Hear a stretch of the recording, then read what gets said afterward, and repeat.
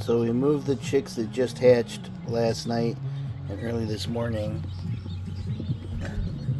In here you can't see them. We moved them in with the chicks that hatched about a week ago. They're not a lot bigger, a little bit, but not a lot. There you can see all of them. So once once these ones that hatched a week ago or so have all their feathers, I'll move them over to that cage where I've got those black quail there. Just getting stuff cleaned up in here. But they'll go over there, and those black Coturnix quail will go outside into the other cages. So,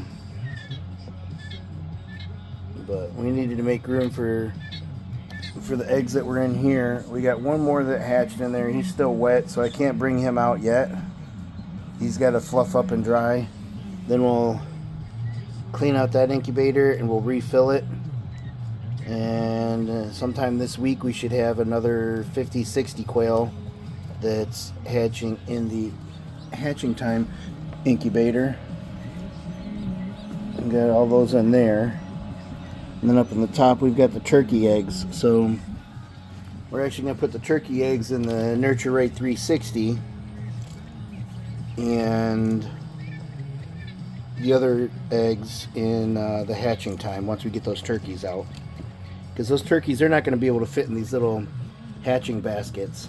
So we're going to use the Nurture Rate 360. It's a little bit taller. Give the turkey a little bit more room to stand up once they hatch. But yeah, I think I counted 17. I got to recount. They were running all over the place, so I didn't get a chance to count them individually. And I was in a hurry to get them out of the incubator into this. So I just put the whole incubator inside here before I put the heating pad in, and just let them all run out. Now I prefer the heating pads versus the heating lamps. It's just a lot safer. These heating pads are set to the perfect temperature, and you can lower them. Like I've got it pretty low, so that way the smaller chicks, when they go underneath there, it's kind of like having their mom lay on top of them. You know, they're very, very close to the heating pad, and it's not going to burn them, not going to hurt them. And then as they get a little bit bigger, like with these other chicks here, I can raise them up, but the bigger chicks can still use that heating pad. Might be hard to see from this angle, but I've got it really low on that side, and then I've got raised up a little bit higher over here, so, and then even more so in the back corners, so that way these larger quail chicks they're not going to be as smushed. And as you can see, they're also starting to get their feathers. So once they're fully feathered, you know, they can go over to the other cage here. But they're doing just fine with the little babies that hatched last night and this morning. And they're all getting along. And actually the little babies have cuddled up with some of the bigger ones in there. So it's kind of cute to see that. And I just changed this not even 35-40 minutes ago, and you can see the mess that they've made with the food.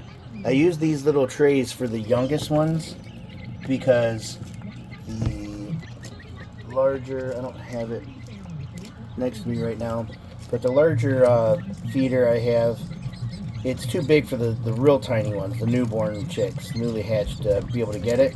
So I use this, but as you can see, the older ones, they kick it out, and it just makes a big mess.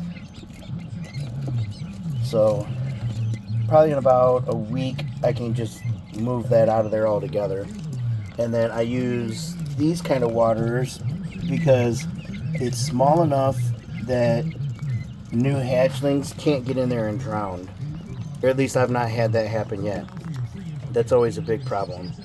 I also have bumblebee waterers or bumblebee feeders that I can put in here, but I haven't really seen the quail drink from them that much like I do these little waterers.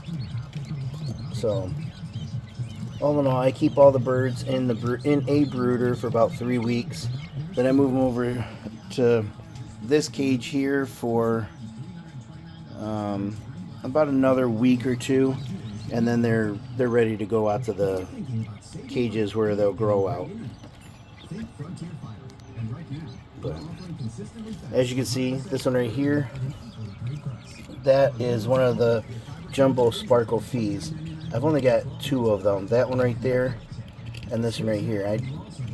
All the other eggs from the jumbo sparkle fee I had did not hatch, or they weren't fertilized. So I'm really hoping that these 2, one is a male and one is a rooster, or one is a rooster and one's a hen, because I wouldn't mind raising some more of them. Those are some really beautiful birds.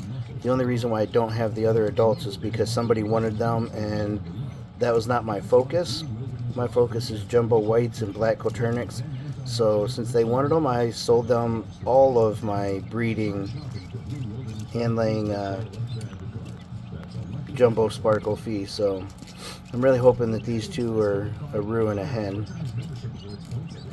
I can get a sparkle fee Coturnix from Thieving Otter Farms, but right now they do not have the jumbo sparkle fee. So, alright, well, thank you for watching the video. Please share the channel, and make sure you like the video. Check out some of the other videos, and we'll see you again soon.